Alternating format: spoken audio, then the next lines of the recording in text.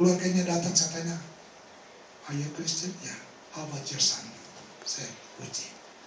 "Ya, dulu kami besarkan dia sebagai orang Kristen. Tapi setelah dewasa, dia pergi, lari dari kekristenan." Terus saya bilang, mamanya bilang, "Saya sedih untuk hal itu. Dia mau mati, tapi tidak tahu gimana." Saya bilang, "Jangan takut. Dia sudah terima Yesus sebagai Tuhan Juru Selamat pribadi." Oh, dia menangis mamanya. Dia kembali juga sekarang. Dia menangis mamanya. "Terima kasih Tuhan. Anakku kembali." Ada orang yang sudah mau mati susah, sudah koma, saya bisikan doa itu. Saya bilang, "Repeat my prayer." Karena saya takut, habis ini bahaya, saya tutup kamar, saya berdoa, saya bisikan di kupingnya, "Terima Yesus." Dengan iman, nafasnya tadi sudah begini, kemudian reda, 1 jam kemudian pergi. Itulah, di mana-mana kita bisa melayani, tidak terbatas hanya di gereja. Di mana-mana kita bisa jadi berkat. Amin. Ini negara bukan negara Kristen. Memang banyak orang Kristen, tapi bukan negara Kristen. Pak Yusuf Roni katakan, tidak ada di dunia ini negara agama. Di sini saatnya kita mudah untuk menyampaikan firman. Sampaikan itu. Layanilah dia selagi masanya ada. Lihatlah, Tuhan katakan, lihatlah ladang sudah menguning, tapi pekerja sedikit. Di mana pekerja itu? Saudara dan saya. Saudara dan saya, jalanilah kehidupan di tahun 2010 ini untuk melayani Tuhan. Langkah keempat, setelah saudara melayani, jadilah pengajar yang benar. Menjalani kehidupan untuk menjadi terang Kristus. Untuk menjadi terang Kristus. Banyak sekarang orang melayani, tapi hidupnya tidak menjadi terang. Tidak menjadi berkat. Kalau Tuhan katakan di dalam ayat yang ke-6, Matius 18 tadi,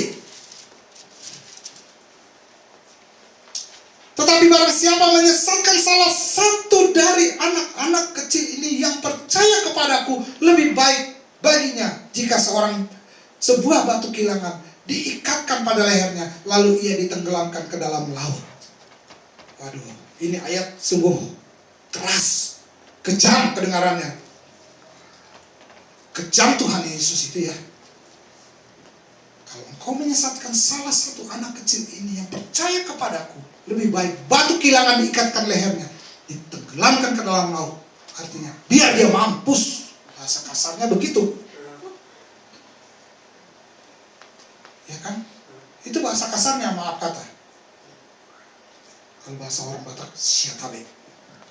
Maaf. Ini keras ayat ini. Batu kilangan untuk menggiling anggur itu besar dan berat. Kalau saya melihat di Manado itu batu kilangan itu untuk giling beras. Kalau di Jawa kan itu ditumbuk, kalau mau bikin tepung beras, tumbuk. Kalau di Manado itu digiling. 2 batu dempet begini, yang berat, ada lubangnya, terus diputar, mau pakai kuda kayak, mau pakai apa, mau pakai orang. Jadi beras itu dimasukkan ke dalam lubangnya, ada lubangnya di atas, masukkan ke dalam lubang, terus batunya diputar. Nah, berasnya digiling gitu, hancur. Hanya bisa terjadi kalau batunya yang menindihnya itu berat. Nah, Tuhan bilang, batu yang berat itu, yang berton beratnya itu diikat di lehernya, lempar ke dalam laut, biar mati. Nah, artinya apa? Kita perlu menjalani kehidupan itu menjadi terang Kristus, jadi berkat. Gimana? Kita menjadi saksi. Mengajar itu menjadi saksi, saudara. Ya, menjadi saksi itu memang berat. Ya. Mengajarkan sekolah minggu, kirain itu gampang. Oh, susah, saudara. Pertama kali saya terjun pelayanan, saya bergabung dengan LPA, Lembaga Penginjilan Anak. Saya di rumah waktu itu bikin persekutuan doa untuk anak-anak kecil di bawah 12 tahun.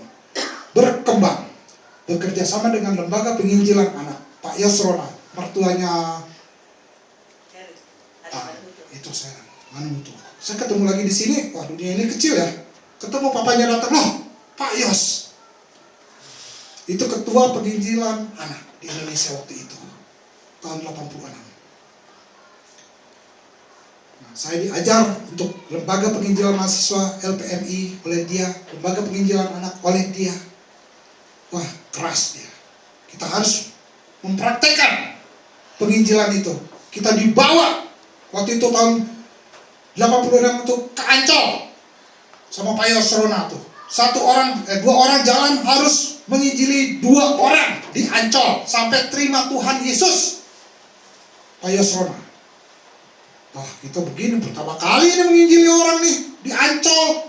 Ancol itu bukan seperti begini, masih semak-semak begitu. Wah, ada yang bisa semak-semak, samperin aja. Entah lagi ngapain, pokoknya samperin, injilin. Kalau udah, baru boleh pulang, balik. Pak Yos, kami sudah 2 orang, berarti 4 orang. Yang satu berdoa, yang satu nginjilin. Itu tekniknya. Lembaga penginjilan anak ini cukup berat untuk anak kecil ini. Bagaimana anak kecil itu bisa terima Tuhan Yesus? Sejak anak itu umur 2 tahun, dia sudah bisa terima Tuhan Yesus. Sejak anak itu mengenal salah dan benar, berarti dia sudah mengenal dosa, dan saat itu dia sudah bisa terima Tuhan Yesus, dan perlu anak itu diinjili sampai terima Tuhan Yesus sebagai Tuhan Juru Selamat pribadi. Anak umur 2 tahun. Itu. Cucu saya sudah saya kerjain. Nah, pembentukannya itu urusan Tuhan. Roh Kudus sudah ada di dalam dia. Itu ya. Kenapa saya katakan susah? Saya punya pengalaman. Anak saya yang kecil itu waktu itu belum sekolah di Jogja, sering sekolah minggu. Karena lingkungannya mahasiswa harus praktek, bikin sekolah minggu untuk anak-anak. Jadi ada sekolah minggu di sini hari ini, sekolah minggu di sini hari ini, sekolah minggu banyak. Anak saya pergi, yang kecil. Nah, setelah saat itu, ketika dia pulang ke rumah, malam disuruh tidur. Udah cuci kaki, gosok gigi, ganti baju, mau masuk kamar. Dia sebelum masuk kamar, dia selalu begini.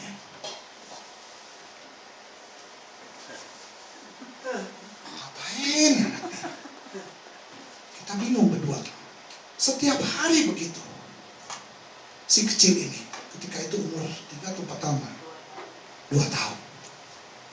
Begini, setiap hari. Satu saat, ada anak sekolah minggu ulang tahun. Kami datang merayakan di rumah anak itu. Kemudian dipimpin ibadah oleh guru sekolah minggu. Tibalah satu pujian. Menyanyi, dong dong dong ka dong dong, ada iblis di bawah kolong. Kami sadar. Ini sebabnya anak saya melihat kolong. Dia takut ada iblis di kolong tempat tidur. Iya, karena diajarkan di sekolah minggu ada iblis di bawah kolong. Kan salah. Tapi sekarang pujian itu udah dirubah.